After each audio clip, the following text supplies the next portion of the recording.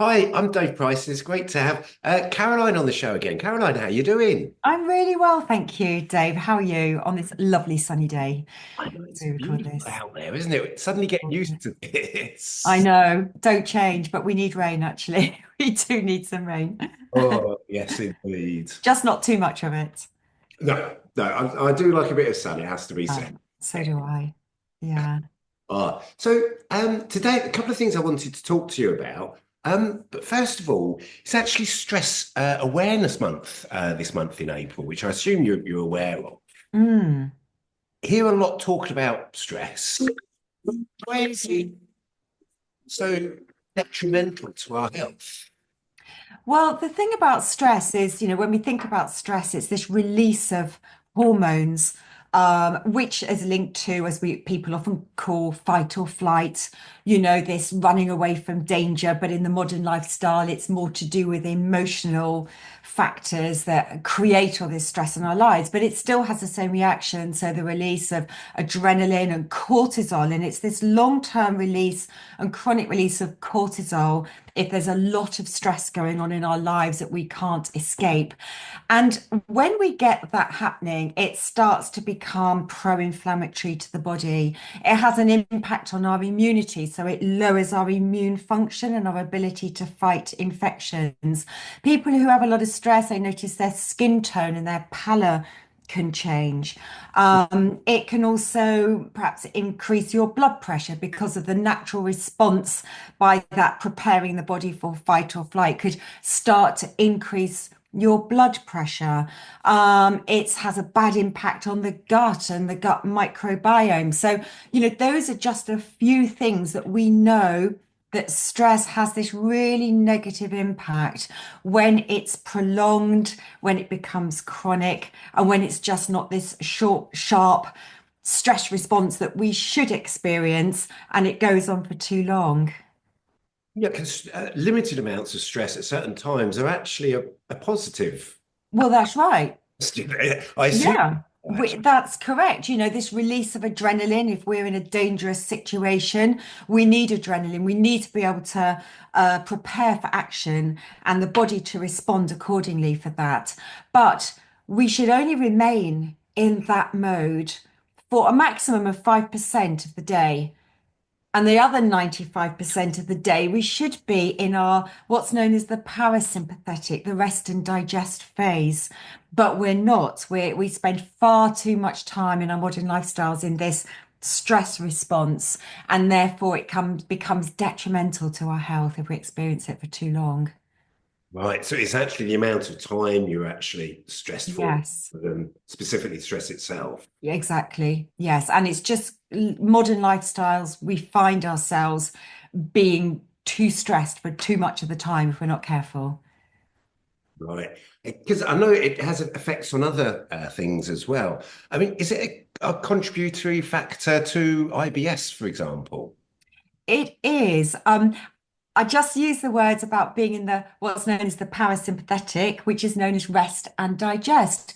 The body is only ready to be receiving food and being able to properly digest your food when we're in that rest and digest phase. It's called that for a reason. So when we're in this stress mode, the body is going to inhibit our ability to digest food. It's not ready, it's not prepared. It's considered to be a non-essential function if we're supposed to be fighting that tiger running away from danger. If you were in a stressful situation, the last thing you would naturally be doing is trying to digest food.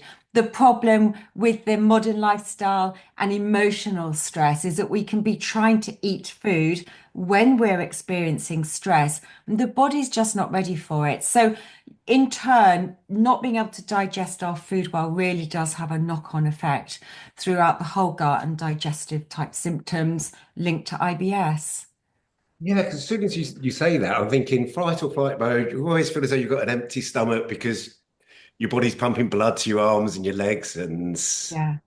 yeah, but obviously the knock-on effect, your digestive system isn't going to be. That's right. It diverts blood away from the digestive organs for that reason, making sure your muscles have enough oxygen and nutrients to be running away, have the right, be able to beat the heart, the lungs have enough oxygen and the blood's going to those organs. It diverts the blood away from your digestive organs. So it will not be able to really focus on that digestive function. Yeah, never thought of it like that, but now you explain it, it makes total sense. And so that can that actually be is it a contrary, a contr I can't even say the word Contributory.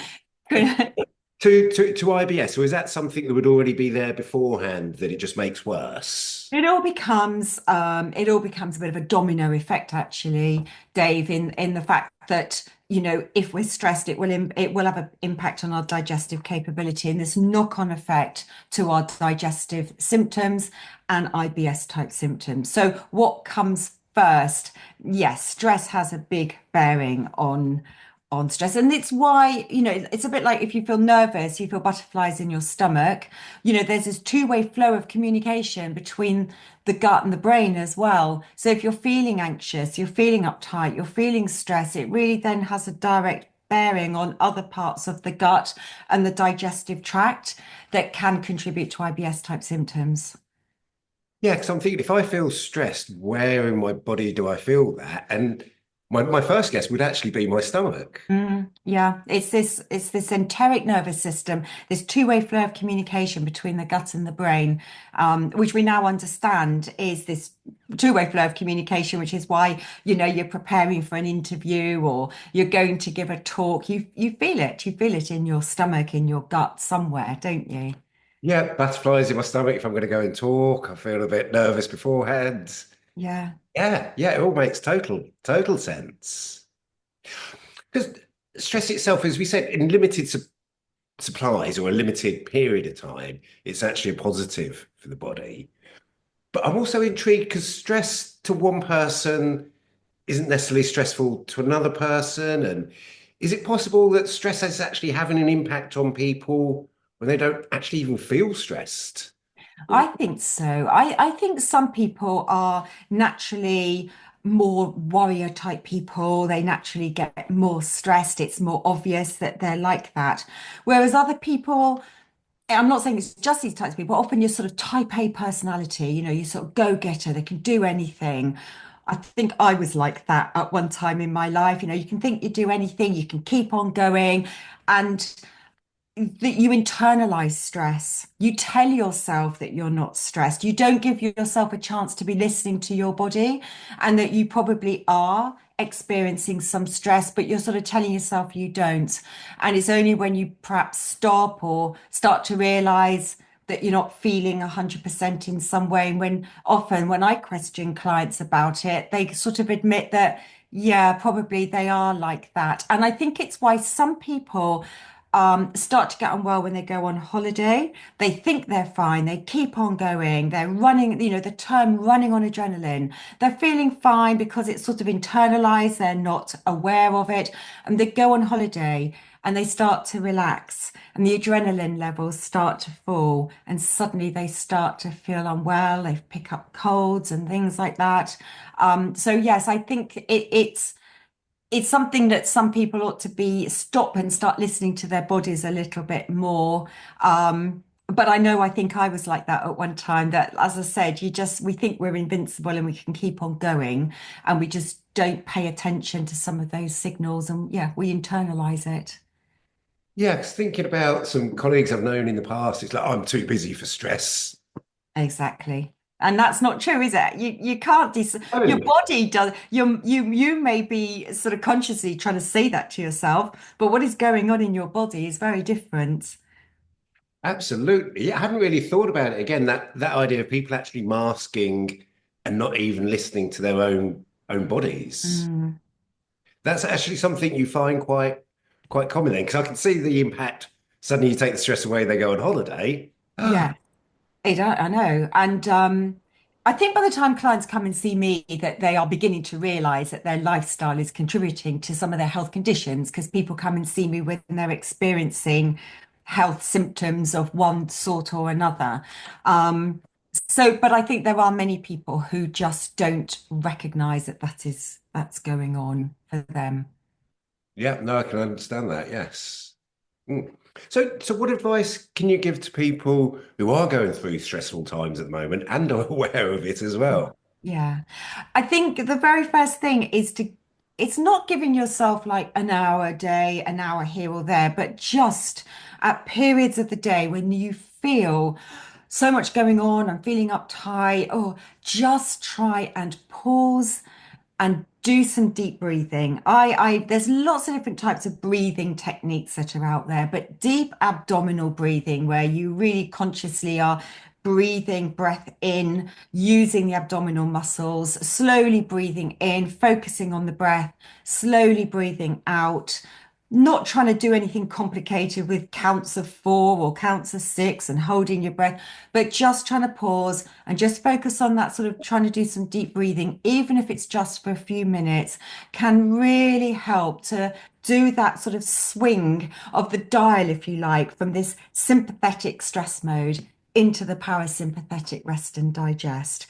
And just trying to pause and do that is really, really helpful, because we can't take away all the stresses in our life, but there are certain things that we can do that can just try and alleviate the impact of what might be going on. Mm. I mean, that idea of just pausing, taking some big deep breaths, it sounds quite simplistic. Yeah, it is. I know. Doesn't need to be complicated. That's what I mean. It's all very well saying, oh, go off and do a yoga class. Well, you might not like yoga. You may not have yoga near you. Or just simply going for a walk. I mean, especially when the sun's shining, it makes it seem 10 times better anyway. Just being outside, if you're lucky to have access to any sort of nature, garden, park, if you can just go for a short walk, even just that fresh air, get yourself away from your desk if it's an office related stress. Simple things like that. It don't need to be complicated, but they do have a real impact on lowering that stress response in the body. Not complicated, completely free, and literally a couple of minutes. Because if we make it overly complicated, it doesn't happen. So then that just makes things worse. Yes, yeah, I can imagine that. Yeah, if you told me to no, go and do that for half an hour. Oh God, I haven't got half. Yeah, I'm stressed. Makes sense. So the link between our diet and stress, how does that work? Does the stress impact on our diet? Because as we were talking about, your stomach's not going to be able to digest food, or is our diet contributing to the stress? Talk to me about the link between stress and diet. This is something I really like to bring to attention, especially when I give talks in corporate, because it's not well understood at all the impact that the way we eat can be contributing to our stress, and changes to the way we eat can make us more resilient to stress and stop us overreacting to stress when we experience it. And it's very much to do with keeping our blood sugar levels stable throughout the day. If we can keep our blood sugar levels on a more even keel, it really helps us cope with stress responses. And the reverse of that is, if we find we're experiencing fluctuating blood sugar levels, that makes it much harder to cope with stress. Some people find themselves get more irritable when their blood sugar levels get low. If our blood sugar levels get really low, the body will actually create a stress response to help get our blood sugar levels more back to where they should be. It's this concept of homeostasis, a bit like our blood pressure and our temperature should remain within certain limits. And therefore, if our blood sugar starts to dip too low, the body detects that, sends out a sort of almost that is like a stress response, a danger signal. There'll be a bit of an adrenaline release. So a stress response in response to how we've eaten that's led to that situation, to convert our stored sugar levels, get the sugar levels back up in the bloodstream. So we don't realize that how we eat can be contributing to stress. And Mm. by changing the way we eat, can actually make us more resilient to cope better with stress. And it's this concept of keeping blood sugar levels more stable. And how do we simply do that?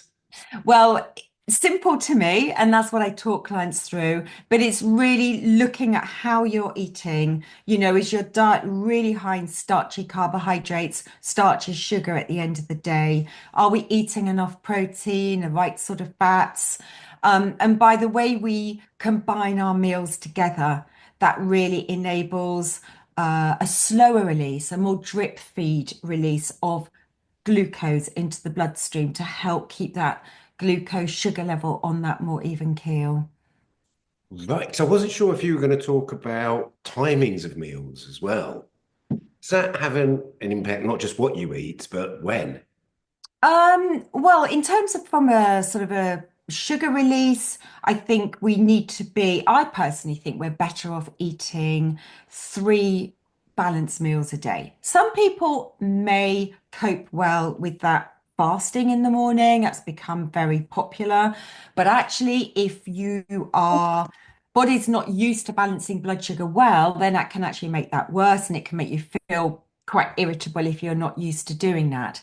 Personally, I prefer to focus on three sort of balanced meals a day, making sure we're getting the proteins, getting the fats, not overeating starchy carbs, obviously vegetables as well, and just focusing on three meals and trying not to constantly snack as well, because that can really play havoc with our blood sugar levels too, because our body is not designed to be constantly eating. It needs gaps between meals.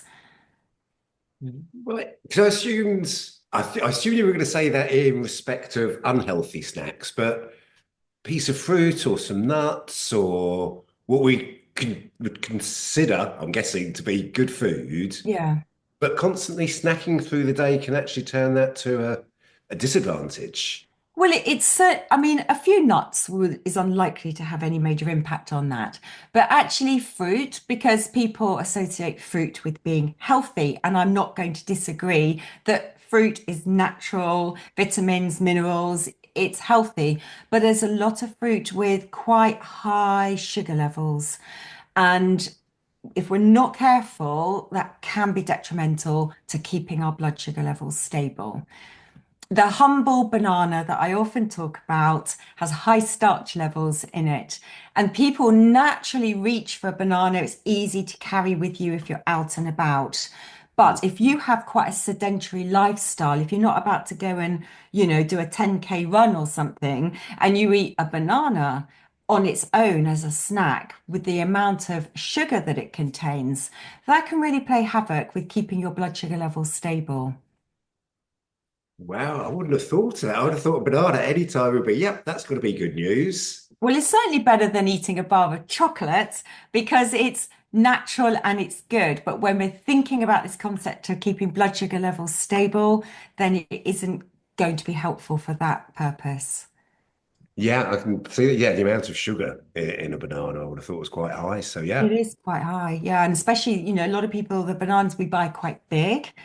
If you buy the little small ones, I think people often buy for children's lunch boxes, the little finger style ones. They wouldn't be too bad, but most people are eating quite large bananas, and yeah, there's a lot of starch in them.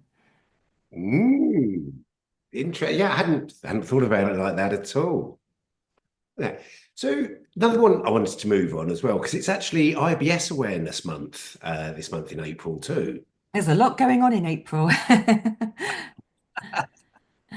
Now, can I ask a question? How would somebody know if they've got IBS? Is it something people self-diagnose anyway, or? People do self-diagnose, or they might have gone to the doctors eventually. But, at the end of the day, when we start to experience digestive symptoms, there is something going on. But in terms of how IBS is recognized by the medical profession, it's when we might get irregular bowel movements.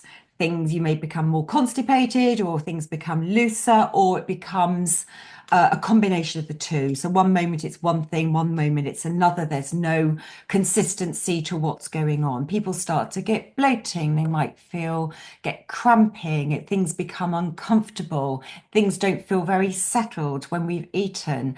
And all of these factors are related to IBS, irritable bowel syndrome. It's a syndrome, not a condition. It's not known as a medical condition. It's known as a syndrome because it's this combination of different symptoms, and no two people are ever the same, really. So as soon as you start to notice something like that is going on, well, of course, get it checked out through the medical profession to make sure there's nothing else more serious going on.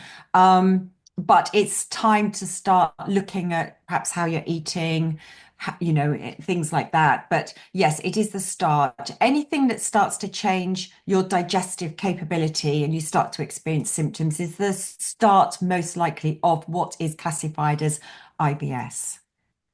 Right. And it's interesting because you mentioned it's a syndrome compared to a condition. Yes, that's right.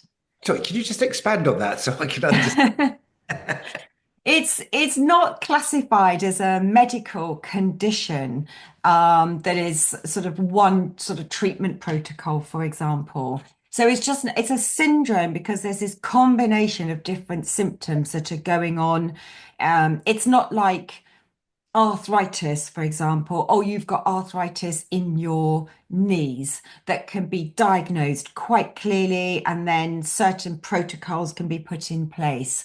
You've got this whole conundrum of different symptoms, things that are going on, hard to explain, hard to clarify what they may be. People may go and struggle to even define what's going on for them because there never seems to be consistency. They might say, oh, one day things seem to be fine, and then I'll eat the same sort of things, and then this is happening to me. And it's known as a syndrome because it's not clear cut in what's going on. Right. But because it's talked, well, I hear a lot of people talking about it.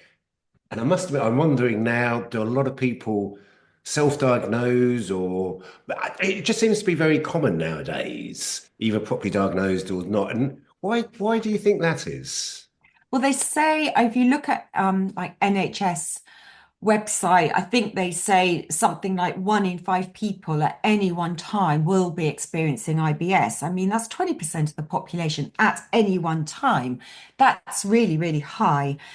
Why is that? It goes back very much to what we've been talking about, Stress Awareness Month and stress and our lifestyles, our busy, busy lifestyles. We're rushing around and we take for granted our ability just to be able to digest food. It's just something that happens. We don't think about it. We can just eat food. And once we've eaten it, we don't worry about anything else. It's just dealt with.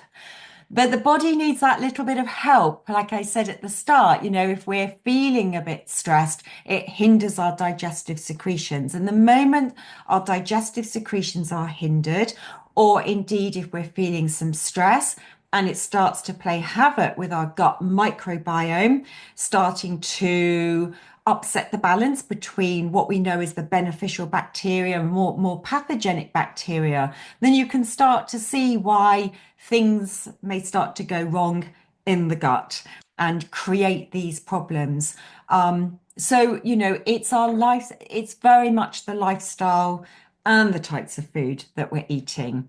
If you think about a lot of the food, and we're all talking about ultra processed foods now, ultra processed foods, what they contain, the different chemicals, emulsifiers, artificial sweeteners, sugars, cheap fats. We don't eat enough fiber generally in our diet to keep everything healthy and balanced. And then we eat on the go and we eat when we're rushed. You can see how this whole combination of things starts to create problems for us. And yet our bodies are really clever. So they'll keep trying their best to keep going and keep things in balance. And that's why we think one moment we're fine. And then suddenly everything seems to start to go wrong. Why is that? Well, it's been building up and it's been building up inside, but we're not aware of it. And then it's a bit like the tip of the iceberg. There's all this stuff going on underneath that we can't see. And it's like the tip of the ice, something just, breaks through and start to get all these different symptoms that might emerge. Well, as you say, it's quite a complicated thing. And because I hear a lot talked about avoiding dairy and gluten with people who are suffering from IBS. What's your view on that? Is that something you recommend to people if they seem to be suffering like that? I do know that's, that you read a lot about that and that it's, try giving up those. Certainly, if I start with dairy, we know we are the only mammals to consume dairy after infancy. All other mammals are weaned. So they don't ever consume dairy beyond that point, but we continue to eat it. And the milk sugar, lactose, can be quite hard for us to digest as adults. And I often find it's through overeating it. So dairy, yes, there could be certain problems. Gluten, yes, that could start to create some problems. I think it's to do with modern grains, the type of gluten, gliadin that our wheat contains these days. In my experience, I understand why people naturally would think, do you know what? I'll cut out gluten, I'll cut out dairy and see if everything reverts to normal. However, there's normally too much else that's been going on to upset the apple cart within the gut by then. And in my experience, it's not normally the elimination of these foods that we need to focus on. Yes, we may be overeating them and we might need to cut down. And sometimes it's just they become too much of a mainstay in our diet. See, people eat a lot of wheat, gluten, and dairy type foods. So cutting down certainly can be helpful. But it goes back to what I was saying. In my experience, the number one thing you have to focus on, first of all, is supporting digestion. Because if we're able to digest our food better, then we can start to break it all down and digest it and absorb the nutrients and etc. etc. So that's my starting point when I work with clients. Focus on digestion, make sure they've got the right digestive support, and hopefully we can avoid a complete elimination. Very, very rarely in my experience have I had to have a client completely give up either one of those foods. Oh, really? There's still a chance Mhm. that, Oh, yes.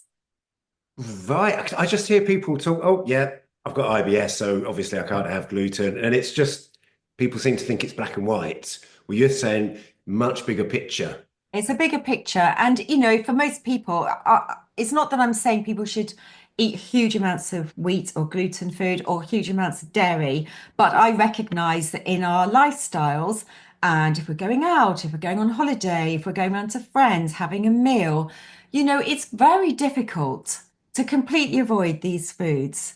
And do we want to? If it's a birthday and there's a piece of birthday cake, well, no doubt that's going to have both both wheat gluten and dairy in it. It's like, oh no, sorry, I can't eat that. So I feel it's okay to be eating for most people some wheat and some dairy, rather than complete elimination. Right. I'm sure some people listening to this will be very glad to hear. Yeah. I'm sure some people don't actually get themselves diagnosed when they think they know what the problem is and they don't want that solution, if that makes sense. Um, Possibly, although many people will start to get symptoms, and naturally, the very first thing they will do is they will take out wheat and gluten. That's normally what happens because they want to just say, oh, I've heard about this. Oh, I'll just take those out of my diet and see if it makes a difference. But as I said, normally by then things are so far developed in what's going on and upset things in the gut by then, doing that isn't really the problem, that those foods, it's a bigger picture than that. It's just digestion generally, or the gut microbiome's imbalanced and things like that. Right. So yeah, don't just focus on those specific Mm. types. Got ya. Okay. And how come when it comes down to IBS, people can actually undergo medical tests and nothing comes up positive, but they still seem to have the same symptoms? Mm. Yes, and I would always get people to go get some tests, get things checked out. A lot of people go for blood tests. I mean, my experience, unless they're testing for celiac disease, which is something very different, that wouldn't show. You're not going to find anything else really in a blood test. They might go for some very basic stool tests.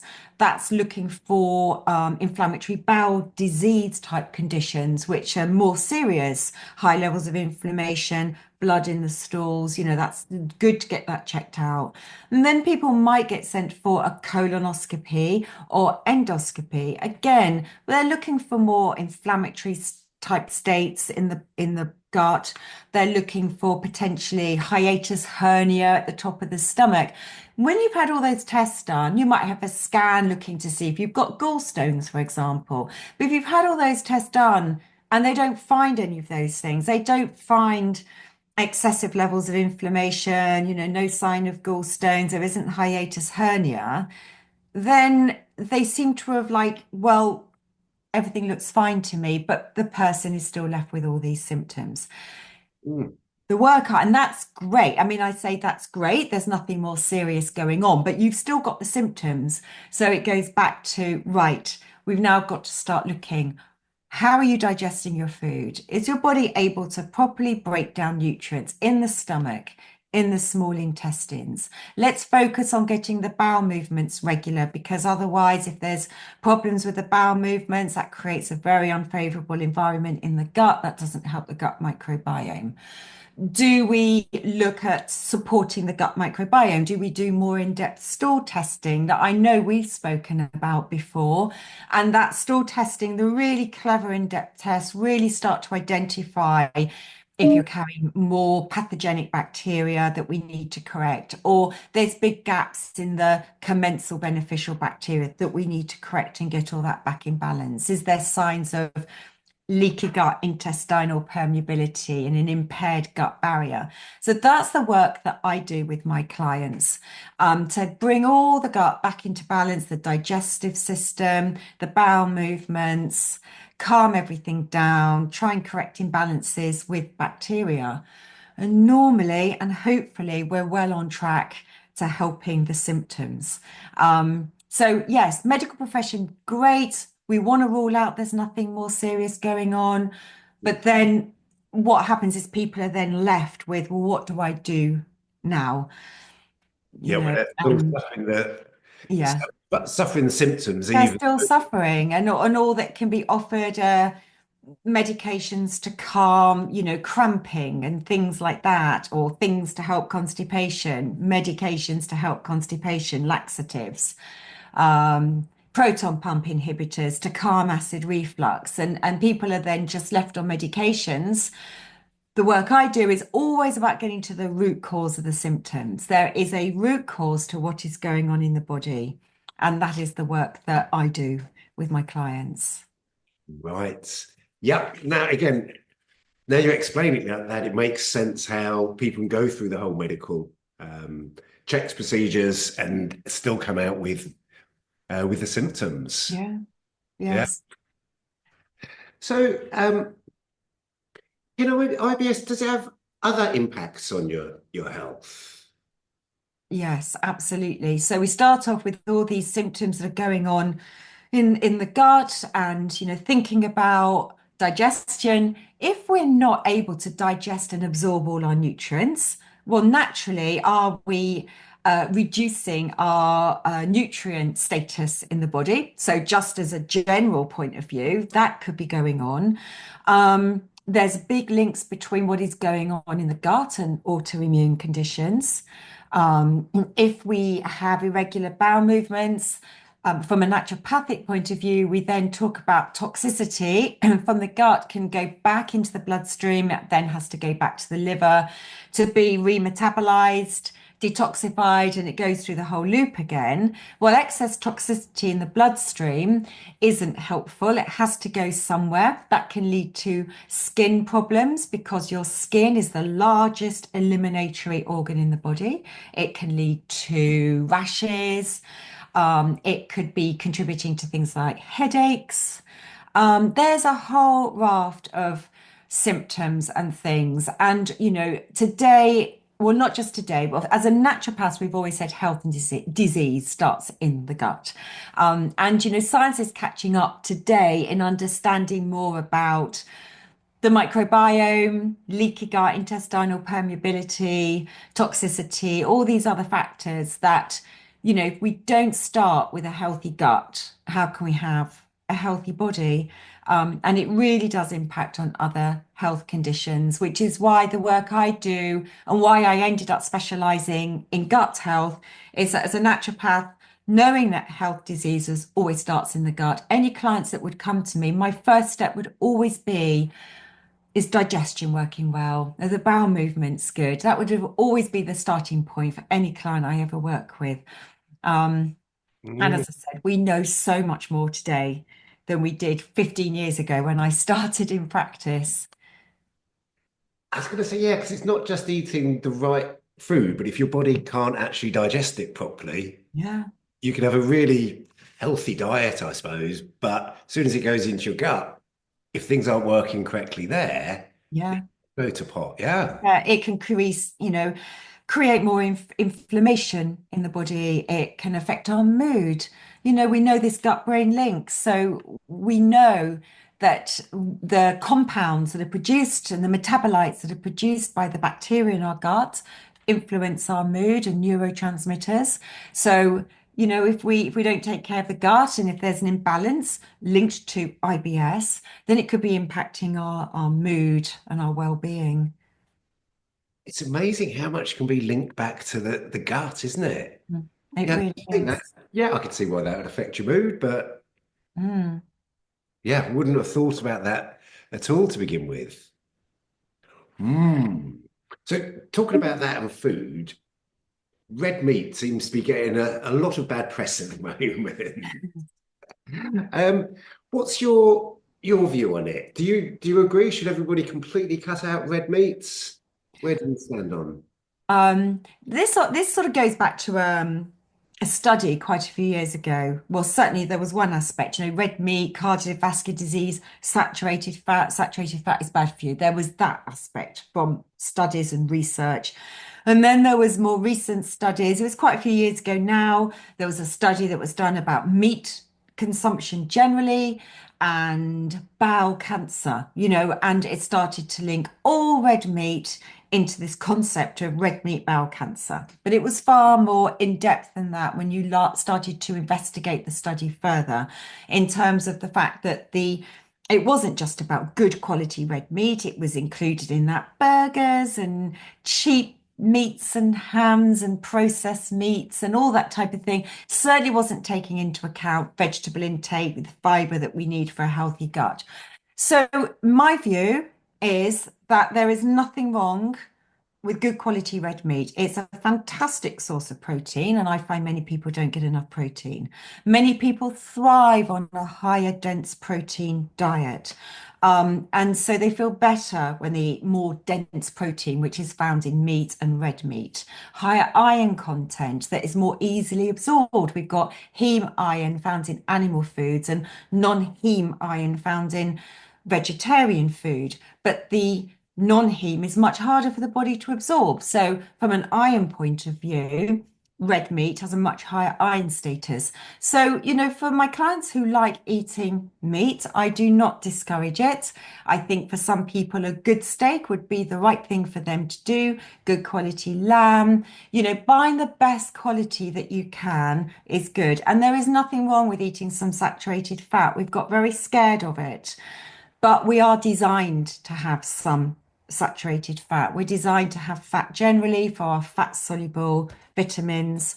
And it's fine. Again, it's about a moderation. We grew up, if we go back to, time memorial, our grandparents, our parents, through the 50s, 60s, we were eating meat.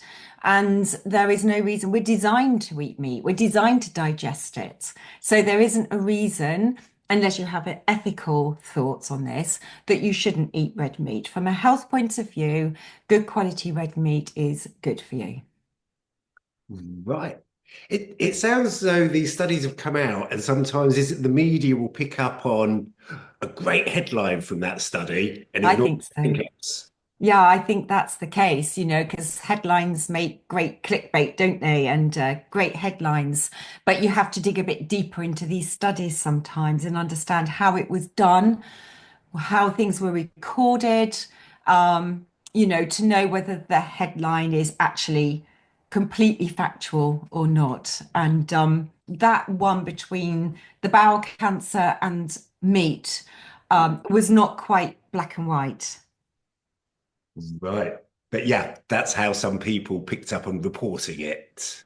Yeah, and of course, by people cutting down on meat, what are they replacing it with? And are they just replacing it by eating a bowl of pasta?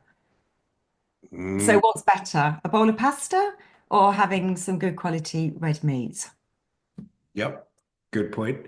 And I noticed every time you said red meat, you said good quality. Yes. And what I mean by that is trying to minimize the processed meats, minimize the burgers unless it's again, what's in that burger? Is it leaner meat or is it very high fat content in that meat? How were the animals kept? Were they kept in a barn for 12 months of the year eating grain, or are they getting as much access as they can to being grass fed, which is how they should be fed in their natural state? And that changes the fat composition in the meat by having more access to grass, their natural habitat and feed compared to grain, which is not natural for them. And by switching that, it changes their own fat composition. Right. Yeah, again, it's one of those things. As soon as you like, yeah, that makes sense actually. So the idea of people buying sort of more free range, good quality farming, Mm. should we say, Yes, rather than it's not just the ultra processed stuff, the actual quality of the meat itself. yes. I mean, ideally, organic would be my preference, but I do appreciate the cost involved with that. But if it was an occasional thing that you're going to eat, either buy the best quality, the most that's sort of free range in terms of how it's fed, if you can't afford to buy the organic, would be my preference for that. Right. Okay. And I'm asking you all these questions about nutrition. Nutritionist, what do you eat? Can you tell us about your diet? Yeah, I'm sure people often wonder what I eat. I would like to say that I'm not perfect. I don't expect anyone to be perfect, and we're all human. I like a piece of cake and some chocolate as much as the next person. But we've just been talking about red meat, but I actually don't eat red meat. I haven't eaten red meat since I was 18. And it was an ethical thing. At that point in time, I never particularly liked eating roast beef or anything like that growing up. So my personal choice was not to eat it. I do eat chicken and all poultry. I'm a big pescatarian. I try and vary my diet with vegetarian dishes with pulses in. My diet's very much plant-based. And what I mean by that is nothing to do with being vegetarian or vegan. It means that I create as much space on my plate as possible for a wide variety of vegetables. Because I specialize in gut health, I understand the need for plant food to feed our gut bacteria and create and increasing the amount of fiber I get in my diet. So lunches are often salads. I eat loads of vegetables. I do eat fish. I do eat chicken. I eat some like pulse type, lentil type dishes as well. I do eat 3 meals a day. I'm not one really for fasting. I like my breakfast, but I do try and have a minimum of a 12-hour gap overnight. That is important. And I very much focus on making sure I get protein and some fats with every meal that I'm eating. So breakfast, lunch, and dinner. I try and avoid snacking too much, but I find the gap between lunch and dinner quite long for me and our lifestyles. So I will often have a snack late afternoon. I try and reach for the nuts most of the time. I do eat fruit, but that's often part of my breakfast or after lunch. I might have a bit of fruit, but fruit isn't heavy in my diet, but vegetables are. So, Right, yeah. so very plant-based, Yes. very balanced. Balanced, plant-based. Yeah. Yeah. And interesting when it comes to, so pescatarian, you'll eat chicken, and the red meat thing is just purely from an ethical perspective. From when I was 18. Yeah. For when I was 18. In fact, I was pescatarian until I started training to be a nutritional therapist. And then I introduced chicken again because I felt I wasn't getting enough B vitamins in my diet Right. by being that way. Yeah. So I thought I need more meat in my diet. I really didn't want to eat red meat myself. I didn't feel that was what I needed. As I said, we're all different. I didn't feel I needed red meat to thrive.